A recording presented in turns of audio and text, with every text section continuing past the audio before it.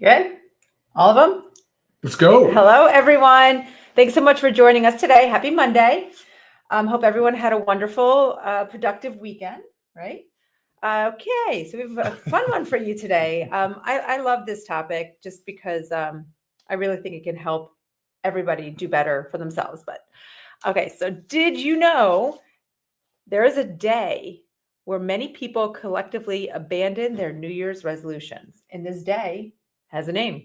It's called National Quitters Day. No. And it actually happened Friday. Oh. So that was the 10th, Friday the 10th. So they say it's observed the second Friday of January. So if you haven't quit your New Year's resolutions yet, Yeah, good job. great job. Yes. So, we all know it's very common, right, to have these intentions, but it's also very challenging to follow through, to hold to it. So we have some tips and tricks. We want to talk about it all, and there's some research behind it, so it can be really helpful in really understanding it psychologically. Like I said, we've all found ourselves like revved up to commit to these bold new habits, whether it's New Year's resolution or just anytime you want to make a change. I don't typically do New Year's resolutions. If I want to make a change and I'm feeling it any time of the year, that's when I commit to it. I don't wait for the year. But if New Year's resolution is your jam and your thing, you pick one, we're going to work on it. So today we're going to discuss what is a habit, because obviously with New Year's resolutions, this is what we're trying to form, right? We're trying to form a habit, a new habit.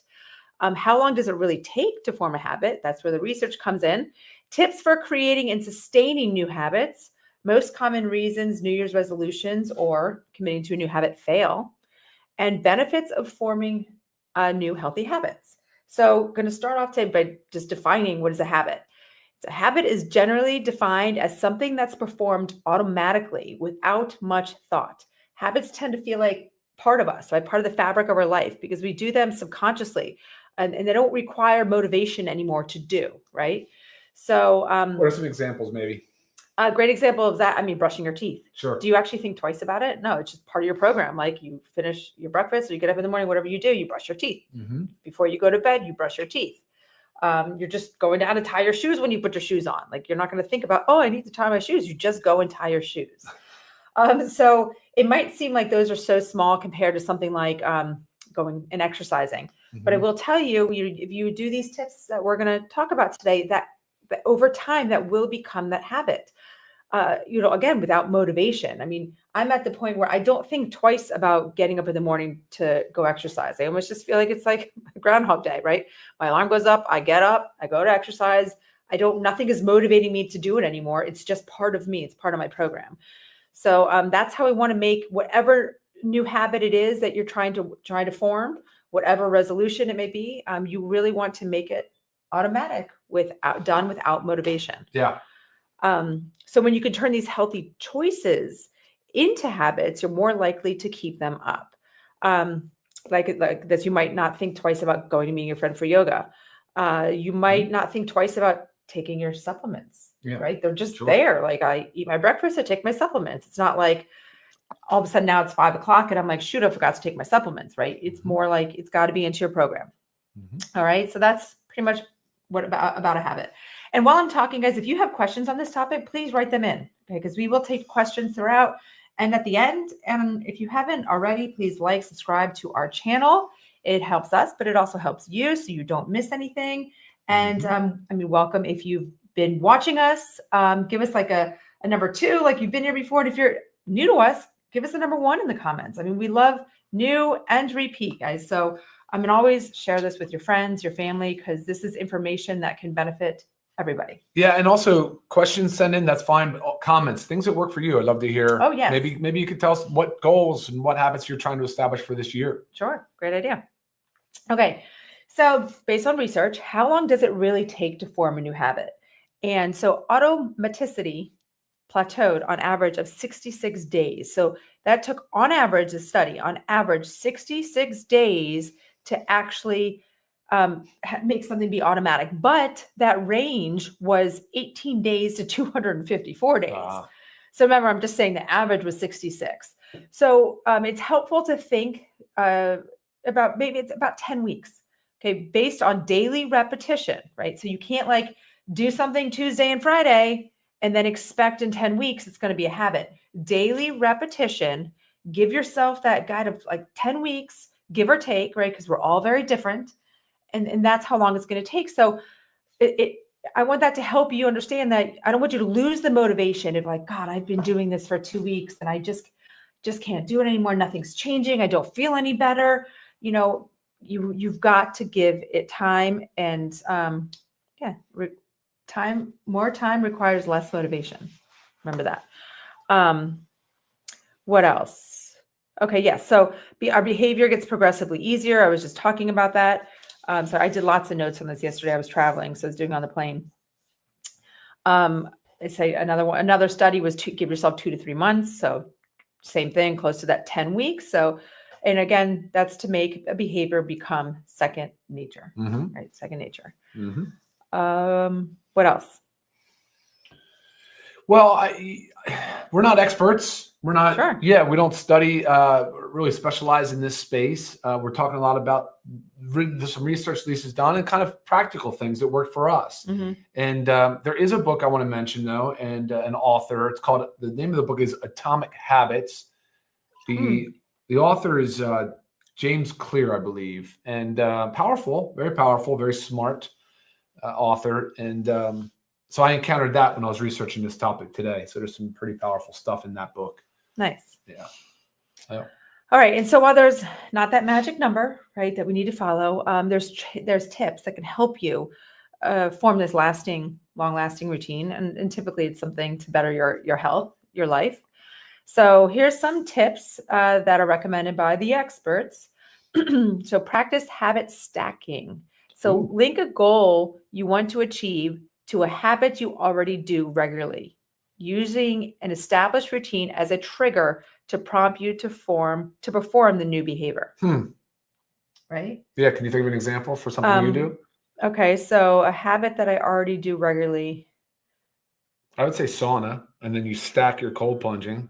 Right. Is that an example? Right. So if you say you already are going on a walk every day, but your goal is to start strength training, right? That's great. So you get up, you tie your shoes, you get it all on, and you go, or whenever you're going to do your walk.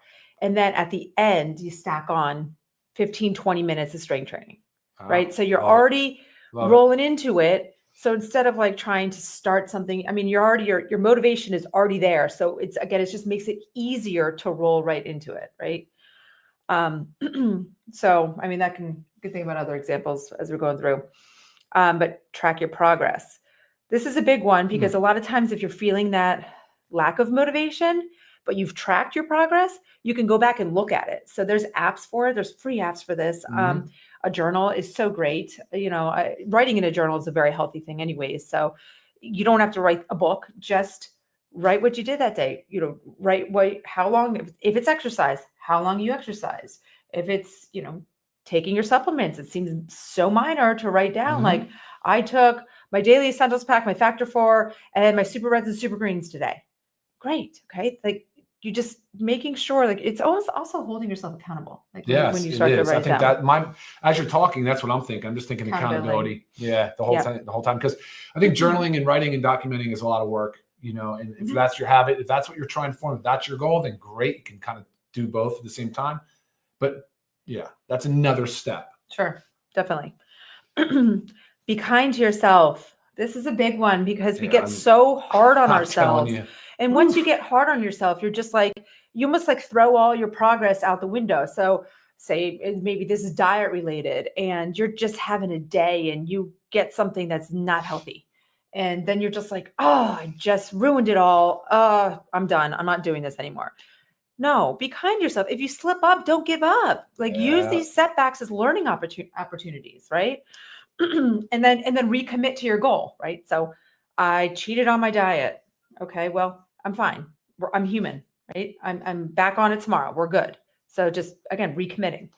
And if you're writing this stuff down, I mean, you write that down too, and then you can look at how many days that you were so solid with what you were doing, and you know, be positive about that.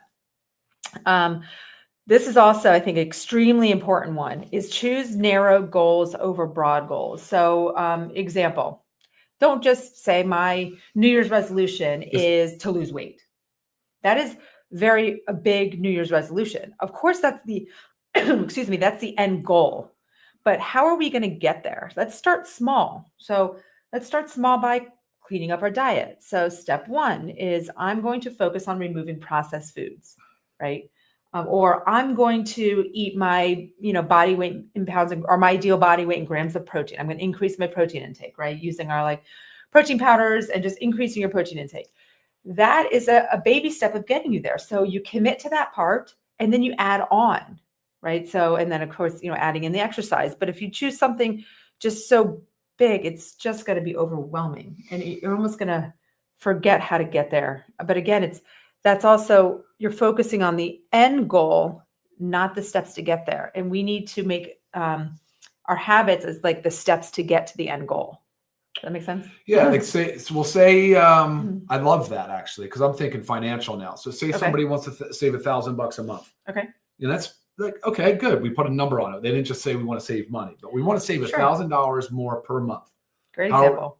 But you have to be more granular, right? You should definitely drill into that further and say, we're going to limit our dining out to 2 nights per week and 1 lunch out per week or something. Right. Because like, how are you going to get to that end goal? How are you going to get to the 1,000? Yeah. So, back it into a number. I know that it's common sense, but at the same time, you're right though, because that's where the goal setting should be. Yeah. You need to be specific. I like that. I think being smart about it, specific, measurable, attainable, realistic, with a timeline kind of thing. So love that. Financial goals are a big one too. I know we're so pre-programmed, focused on health. And I know we sit here, we'll talk a ton about health, but there are so many different kinds of goals. So many different types of things. And this can apply to whatever your goal is. It's exciting. Yeah. I know you say you don't set major like New Year's resolutions. I don't necessarily do major, but if there's some small things, it's that time of year where it's got you thinking. Yeah. It's, so your wheels are turning. You're saying, what are some things that I need to change, and then it's great because it's reflective and it allows you some time to just focus on yourself. Right. So that's cool. It could be if you have kids, like I want to decrease how many times I raise my voice at my kids during the day. Cause it's tough and it's rough and you have to it's a little small step. You just gotta, how are we going to get there? You plan it out. Like, instead of reacting, I'm going to take a step back and I'm going to think before reacting. And then we're going to, communicate. You can work on breathing. Okay. I get upset. They're making me bonkers. I'm going to work on some deep breathing and then I'm going to approach a situation differently. So small little things. I'm sorry, I'm jumping all over the place. I don't really have an agenda but I think a lot of what like human nature has become too is a delayed gratification. So the way we do things, it's not this instant gratification. There is that too. Like, it probably does feel good the moment that you realize you didn't raise your voice to the children when otherwise you might have, right? That probably feels, okay, cool, I didn't do that. Or you eat a healthy salad with chicken on it for lunch instead of having a burger and fries or something. Yeah, that feels good, right? Mm-hmm. But a lot of the actual requires patience. A lot of goal setting requires time and investment. Like you just mentioned how many days it takes, 66 days or whatever it is, but on average. But that's such a range. I mean, think about the things we do in life to attain goals. Think about the time we spend climbing a career ladder and think about the time we spend in education to get a degree or, this stuff is very time heavy. Right. So yeah, for sure. Be patient too. Yep. Yeah. Be patient. That's great. Okay, another one is lean into these new habits. Okay, so the key to habit formation is repetition in a consistent context.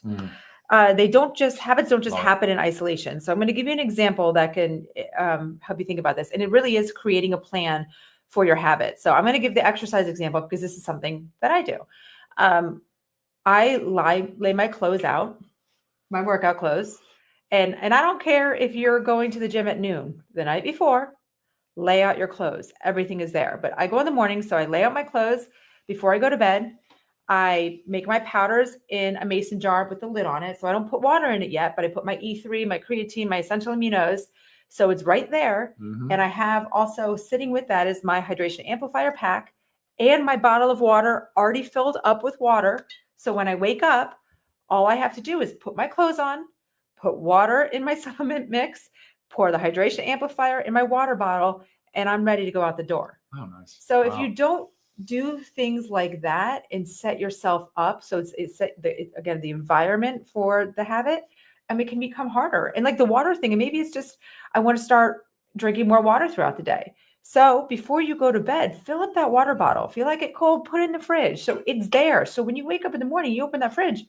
Okay, There's my water. I'm committed to this. I'm starting. But if you don't do that, you may forget, and then you start drinking a lot of water later in the afternoon, and then you're up all night going to the bathroom, and then you're like, this sucks. I'm not going to keep doing this. So you have to set up your environment. That's very important. There could be lots of examples for that. There was a quote in the book Atomic Habits where he says, "Be the architect of your habits, not the victim of them."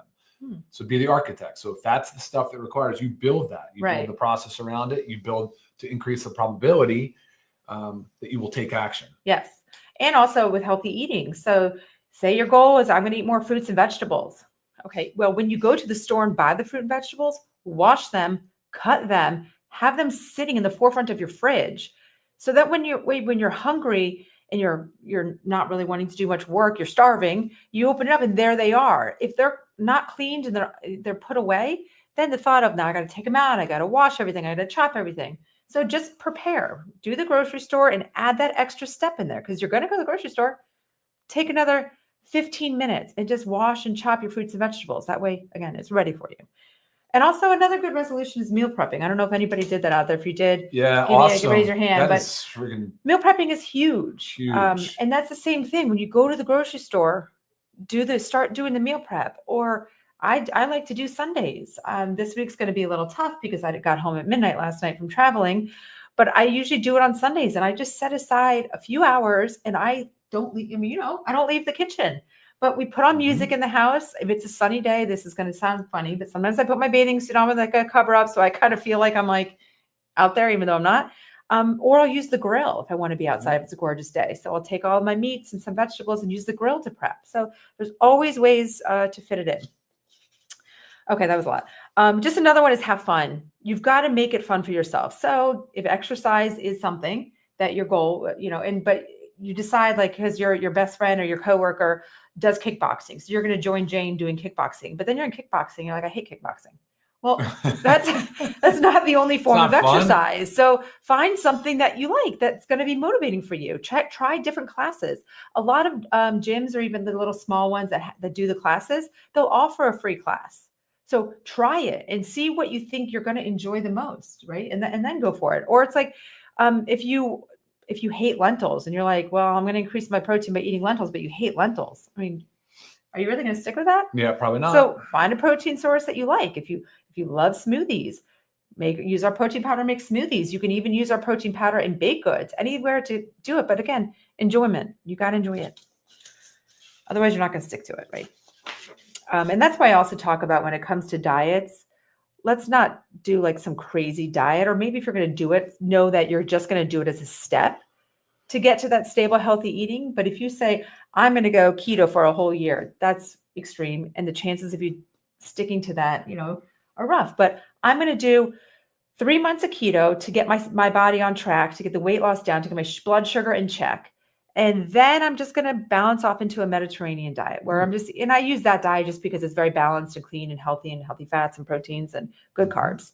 So that was just another example. Make it really easy to commit. So habit formation requires a level of honesty with yourself, which is very true. Sure. And that kind of goes back to like, don't be so hard on yourself. Like slip-ups happen, just recommit immediately. Right? Okay. Focus on getting, I kind of talked about this a little bit. Focus on getting started instead of the end result. So if like your goal is to exercise more, you have to think about all those steps. So I'm going to go join this gym. Okay. And then I'm going to go there 3 days a week. And then I'm going to increase that. Like it can even be like each week is like a little step getting to your end result. But again, if you just focus so far on the end, the process of getting there can also be very overwhelming to the point where you shut down and then you're over it. Right? Yeah. Okay. Absolutely. All right. Well, that was a lot on tips because that's what we wanted to be most about. But most common reasons New Year's resolutions fail. Okay. We're not going to go crazy on this because some of it is what we just said. But the most common that people... Let me take a guess. Okay. Too broad. Pretty much. I didn't read. The most common reason that people abandon their resolutions is because they set goals that are overly ambitious or unrealistic. Mm-hmm. Instead of saying, I'm going to lose 20 pounds, it's I'm going to lose 100 pounds. Like, that sounds great, but that's really aggressive. Or I am never going to eat a single processed food again. Okay, well, in hindsight, that sounds great, but that's also very hard. So you have to give yourself like the grace of like, it's not healthy. It's not realistic. Right. And that's what I like to do when it comes to like diet and stuff or anything. It's like an 80-20 rule, because you have to give yourself that little leeway to not be so strict and stressful. Yeah. So again, and here it goes. When you start off too big, too vague, and without anything to help buffer, people typically get overwhelmed. They don't get very far, and they give up before they ever really started. So these are all kind of the same thing. Set specific goals along with developing a plan to accomplish it. So that's another reason why they fail, is they don't set those specific goals. Okay, yeah, and this is just an example I wrote down. Instead of saying I'm going to exercise more in 2025. Okay, great. But I'm going to choose to exercise for 10 minutes per day for the first week, and then 20 minutes per day the second week. Just, or not per day, 5 days a week, whatever works for you. So again, it's about getting there. So you can't just say that I'm going to exercise more in 2025. How are you going to do it? Unrealistic expectations of the duration of the habit formation process can lead the person to give up during the learning phase. So this goes back, this is scientific. There is a learning phase. And if you set these unrealistic expectations, maybe like, I'm going to lose 20 pounds in 2 months, very unrealistic. So don't set those expectations, because then during that learning phase, you end up giving up, and then you've never really, you've got to cross over there. And know, when you are in this learning phase, the motivation that is required decreases. At first, it's going to take a heck of a lot of motivation each day to get you going. And this is all in that learning phase. But as you keep doing it week after week, that motivation that's needed is not going to be as extreme, as intense. Things are going to start to become habitual, start to become automatic. Okay, so that was just kind of simple of most common reasons people quit or fail, or don't make it past National Quitters Day, which is kind of funny because it is only 2 weeks in. So I feel like it should be a little longer than that. But okay, so benefits of forming healthy habits. And this is, again, this is anything that we're changing a new habit. It always is beneficial for the health. If it's not yelling at your kids as much, it's working under stress, if it's financial goals, if it's exercise, diet, whatever it may be, these are all healthy habits that better our life. So, and when you commit to long-term fitness and wellness habits, you'll see a positive ripple effect across your entire life. So other things will come naturally more easy. That's why I always say, when we're working on the 7 pillars of health that we always talk about, starting with supplementation, because you start to feel better, and then you get that ripple effect. I'm feeling better now. I have the energy. So now I'm going to bring that exercise into it. Yeah. And oh my gosh, I'm feeling so good after exercise, and I want to eat something so healthy after exercise. So again, you see this positive ripple effect in your life. Yeah. Things just start to become better. And then you better. get the negative feedback too. So when you eat that crappy food and you're like, ooh, gosh, I don't feel that so good after that. Your gut feels bad. Yeah. You feel bad about yourself. It gets to your brain. So it reinforces all of those positive changes you've made. Yes, 100%. Love it. So if there's one universal truth about habit formation, it's things will get in the way. No matter how committed we are. Yep. This is real life. Things get in the way. Sure. Life always happens. It can muck up our best intentions. So instead of feeling defeated by obstacles that will inevitably creep up, plan for them. So kind of think about them ahead of time. I've got a really busy day at work. There's going to be absolutely no way that I'm going to be able to eat well, move my body. Think about it ahead. Okay, I'm going to pack my lunch, and on my lunch break, I'm going to eat, and then I'm going to walk until my lunch break is over. Just little things like that. That way you're said, I moved my body today. That's great. Yeah. All right. I think there's something to be said too about some of the background noise in your brain. So somebody was saying that they use words as resolutions, where you can say capable. I don't know what word they put, and so just kind of reiterate that to yourself, remind yourself, and something too, say you set a goal for to be healthy, very broad. right? Mhm. But say it's something specific about food or movement or more frequent breaks up from your desk to move your body more, just overall to be more healthy in the background of your brain. So like you're parking in the parking lot. What would the more healthy me do? Park further away, walk. Mhm. What would the more healthy version of myself do? They would take the stairs and not the elevator. Right. That kind of thing, right? And I know I remember there was a story about these rowers that were trying to compete in the Olympics, and they said their behaviors had to change to be competitive. So they were always said, well, what's going to make me a faster rower? Will the French fries make me a faster rower, or should I choose a healthier cruciferous vegetable? Right. And I think that's the background noise. And so using that as motivation can be very, very powerful too. The challenge though is to remind yourself to think that way. Yes. It's like, how do I keep that running quietly, subconsciously moving through my brain, in those times of need where your brain is busy because somebody just literally pulled in front of you, or, you're running and rushing to get to your children's next appointment. Yeah.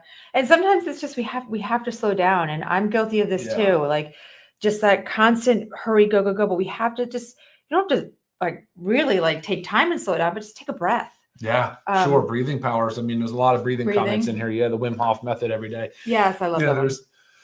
There's a lot of that too, being conscious of your surroundings, being aware, self-aware, right. These different things, but yes, that's the stuff I'm working on.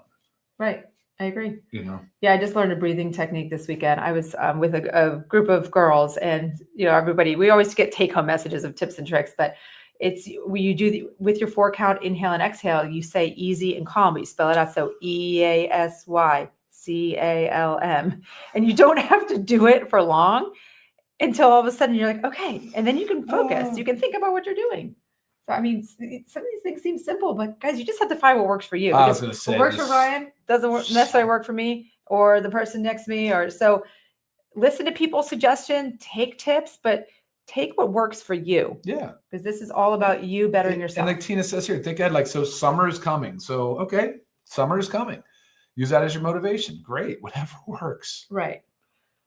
Absolutely. Set specific goals. Give yourself grace. Yes, Gail. Writing things down, I think, is powerful. A lot of you guys are talking about journaling and writing, and that is powerful because it's accountability. Sure. Especially if you keep something consistent so that you're addressing what exercise, what level of movement did you achieve today? Like, say you answer that every day in your journal. Right. Definitely. Okay. Albert says, any suggestions for over 65 to get realistic results? I mean, all of this applies to any age. Everyone. But Albert, if you haven't watched our training on the 7 pillars of health, watch that, because that can help you pick one of those pillars, right? And work on that. So each pillar, make that each a new goal, a new habit that you want to form. And once you perfect that habit, say 10 weeks, add another pillar in there. And I mean, you will see realistic results. Right? Yes. Yes. But there's lots of great comments. People just loving the information. So we hope that this helps you guys. And someone says, be proud of who you are. Alan, it's very true. Be proud of who you are. Nice, Alan. Yeah. I mean, self-love. Embrace your uniqueness. Again, yeah. Ooh, we all are different, and we're supposed to be that way.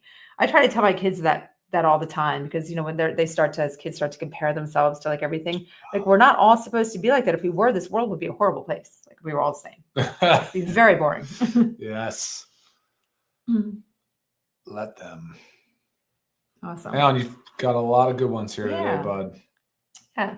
But I mean, I appreciate these comments. I hope today helped. Because again, we're still at the beginning. I'm sure most of you, hopefully all of you, have made it past National Quitters Day. And if you're thinking about how things are getting harder, remember that 10 weeks is like an average. So again, give yourself the grace and just be consistent. Don't worry. Don't let setbacks really set you back. Recommit right after that setback. Because again, we're human.